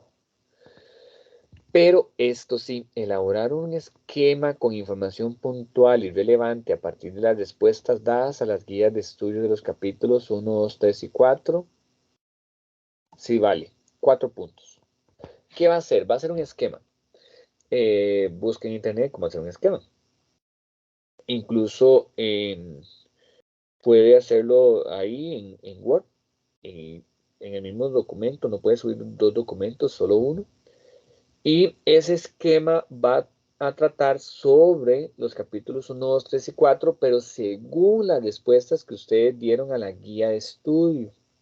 Entonces, lo mejor sería como responder la guía de estudio y anotar algunas de esas respuestas en el esquema. Ya sea que usted lo haga por un solucionario o ya sea que usted solo las anote. Pero tiene que ser un esquema de información puntual y relevante sobre las preguntas que contestaron. ¿Ok? Esos serían 4 puntos. Luego, si usted contestó, si usted hizo el esquema, pero no se nota que usted contestó a las preguntas, no se gana otros 4 puntos. Elaborar el esquema sobre los capítulos vale 4 puntos. ¿Okay? Pero que el esquema se relacione con las respuestas de las guías de estudio vale otros 4 puntos. Entonces, solo aquí hay 8 puntos en este apartado. Sigo avanzando. Lea y analiza la información que presenta el caso. Dé respuesta a cada una de las preguntas que se plantean al final del caso, eso sí. Para la realización de esa tarea se requiere que incorpore, entonces, portada con todas estas características, 4 puntos. Introducción del trabajo con todo esto que pide acá. Yo lo voy a leer y me voy a dar cuenta si lo tiene. 4 puntos. El desarrollo y esto, digamos que aquí no hay puntaje en sí, sino qué es lo que usted va a hacer. Conclusiones del trabajo, 4 puntos. Las fuentes bibliográficas, 4 puntos. Es decir, fuente bibliográfica sería apuntar la fuente de la antología, si solo son la antología. Si por A o por B usted quiso citar una fuente externa, entonces póngala. Pero digamos, ahí ustedes están ganando 4 puntos solo por poner la antología. Muy fácil esos 4 puntos. Anexos al menos 4. ¿Qué son los anexos? Un día eso me preguntaron en el foro y yo decía, bueno, que a partir de lo que usted contestara en las preguntas, usted quiere aportar algo extra. Quiere aportar un ejemplo de cómo debería de ser lo que Pedro va a hacer. O un ejemplo de una actividad que Pedro podría hacer que usted se encontró en internet. O una explicación o algo. Los anexos quedan a criterio de ustedes. Se tienen que relacionar con el caso o con las respuestas. Entonces, ustedes están contestando la pregunta 1 y pone ahí, por ejemplo, yo propongo anexo 1, ver anexo 1, y entonces explica qué fue lo que propone y luego yo veo el anexo. Dice que tiene que poner 4 anexos. A partir, entonces ya es a criterio de ustedes y a expertise que tengan de lo que están contestando, qué son los anexos. Voy a leer el caso. Pedro es un docente de primer y segundo ciclo de educación general básica, entonces es un docente primaria que trabajó por 10 años en una escuela de dirección 4. Para el curso lectivo 2023 decidió trasladarse a una escuela de dirección 2, pidió un traslado, ¿verdad? Una escuela más grande y una más pequeña, en otra región educativa. Al iniciar el curso lectivo de una nueva escuela, observa que cada docente. ¿Qué hace cada docente? Cada docente realiza un diagnóstico integral como debería ser, ¿verdad? A partir de los resultados obtenidos, cada uno elabore el planeamiento didáctico, considerando los apoyos educativos que brindará a sus estudiantes. Es decir, los docentes también. Los docentes son responsables de elaborar su propio planeamiento, ve qué bien, y no de manera colegiada. ¿Qué quiere decir colegiada? Que todos los compañeros lo hacen igual, como yo le decía en mi escuela. Todos hacemos un planeamiento, pero no todos los planeamientos son iguales, ¿ok? Ahí nadie lo hace colegiado, que es que todos sean iguales. No, cada quien hace el suyo. Dice además que aparte del planeamiento que realizan, trabajan con minutas semanales. No hacen solo mensual, también hacen semanal. Entregan el plan mensual a la dirección para que éste sea revisado y retroalimentado por la dirección. Entonces incluso lo entregan sin ningún miedo y esperan que la directora se lo revise y se lo retroalimente. Esto le genera cierta incertidumbre y desconformidad a Pedro, ya que la escuela donde él trabajaba anteriormente, ¿verdad? Los planeamientos los elabora un grupo de docentes del circuito escolar, con la guía y orientación del asesor de la asignatura específica de la región educativa. Y luego se los hacía llegar a cada centro educativo para que los docentes los trabajasen en sus clases. Es decir, él no hacía planeamientos. Simplemente tomaba la información que mandaba el asesor. Los planes de elección se trabajaban por áreas, por lo que Pedro solo debía atender y desarrollar el plan de elección para 2 asignaturas, no de las 4 asignaturas. Entonces, él no planeaba las 4 que daba. Solo planeaba 2 y las otras 2 a como vinieran, él utilizaba el planeamiento. Pero considera que realizar minutas semanales debe ser optativo, o que no se tienen que hacer minutas semanales, ya que lo que realmente importa es cumplir con la entrega de una copia del planeamiento didáctico a la dirección. Entonces solo hay que mandar un planeamiento, una copia. No importa las minutas, dice él, y así no perder tanto tiempo a planear las lecciones. Ante esa situación, Pedro decide conversar con la directora del centro educativo y externa lo que siente. De la conversación con la directora surgen las siguientes interrogantes. Ahora, aquí van ustedes a contestar todas estas preguntas a partir del caso. ¿Qué idea o concepto tiene Pedro de lo que es planeamiento didáctico? Argumente su respuesta con 4 ideas. Esas 4 ideas las pueden fundamentar del libro, de lo que ustedes han leído. 2. Contraste con 4 argumentos la idea de que tiene Pedro de lo que es planeamiento didáctico con lo que establece la unidad didáctica del curso. Aquí seguro sí van a tener que citar, porque tienen que tomar la información del libro y contrastarlo, es decir, compararlo con lo que ustedes creen que es la versión de Pedro. 4 puntos. Este puntito es el que no está en la escala de calificación. Entonces, luego lo vamos a agregar y la tarea va a valer 60 puntos porque no viene este rubro. Pero va a estar. 3. ¿Por qué es importante realizar un diagnóstico al inicio del curso lectivo previo al desarrollo de cada tema y previo al desarrollo de cada tema? Justifique su respuesta con 4 ideas. Entonces, yo puedo ir allá a la antología a buscar información sobre fase diagnóstica, sobre el diagnóstico y puedo fundamentar mi respuesta con lo que está sucediendo, con lo que está pensando Pedro. ¿Por qué es responsabilidad del docente elaborar el planeamiento didáctico? Argumente su respuesta con 4 ideas, igual. Comenten con 4 ideas las desventajas de hacer uso de planes didácticos que fueron elaborados por docentes y asesores educativos del circuito escolar y no por cada docente de cada centro educativo. Yo ya hablé bastante de eso. ¿Qué pasa con el planeamiento? No lo hago yo o no lo adecuo. Explique con 4 ideas las desventajas que ofrecen las minutas en la labor docente. Entonces, ¿de qué sirven las minutas? Ahí vimos un ejemplo de una minuta. Anote 4 recomendaciones o sugerencias que le daría usted a Pedro para que elabore un planeamiento didáctico, que responda a los apoyos educativos que requieren los estudiantes. Entonces, recomendaciones o sugerencias. Entonces, por ejemplo, usted le sugirió a Pedro tal cosa y tal situación, o lo que usted le sugirió es una actividad. Entonces, puedes poner la actividad en anexo y esa le sirve como un anexo. O aquí en las ventajas, usted quiso ampliar mucho la información sobre las ventajas y encontró una actividad, no sé, sobre minutas, ejemplos de minutas y más, póngala en anexos. Ya no hay más ejemplos porque si no las voy a soplar todas. Pero esos anexos, que a partir de todo esto que usted hizo, de la pregunta 1 a la 7, agregue alguna información valiosa al trabajo. Y aquí viene el instrumento de calificación. Entonces yo les decía que va a valer 60 puntos porque aquí entre el 6 y el 7 hace falta poner el indicador que evalúa el punto 2, que sería contrasta con 4 argumentos la idea que tiene Pedro de lo que es planeamiento didáctico con lo que se establece en la unidad didáctica del curso. Este indicador hay que agregarlo después del 6 y antes del 7. Por lo tanto, el instrumento va a valer 60 puntos. Y eso sería de la tarea. ¿Alguna duda? ¿Tienen alguna duda de la tarea que me puedan decir ahorita?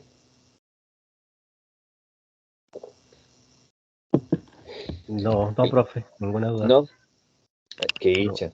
Ojalá que quedara bien. Y si no, igual, tenemos el chat del entorno para cualquier consulta y yo les contesto lo más pronto posible.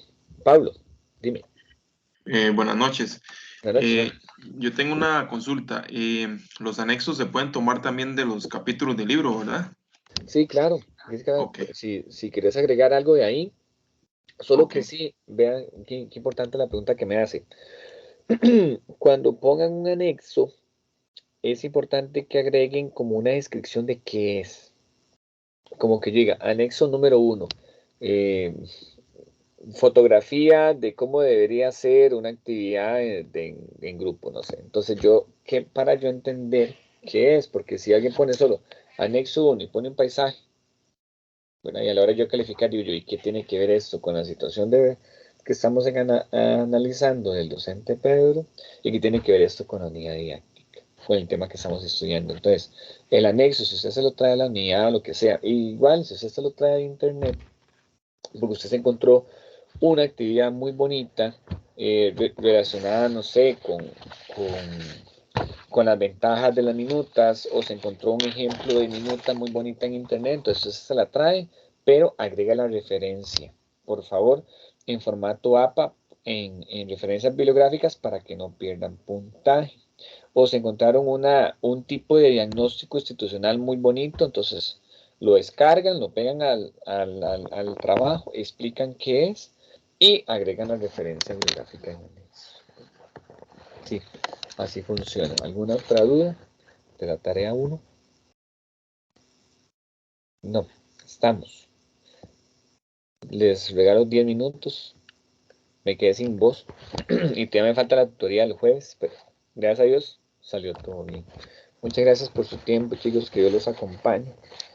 Nos vemos en la siguiente tutoría y en el chat, en las consultas que deseen. Ahí les contesto casi siempre el mismo día.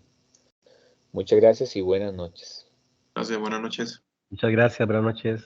Buenas noches. Buenas noches, muchas gracias. Igual, muchas gracias, buenas noches.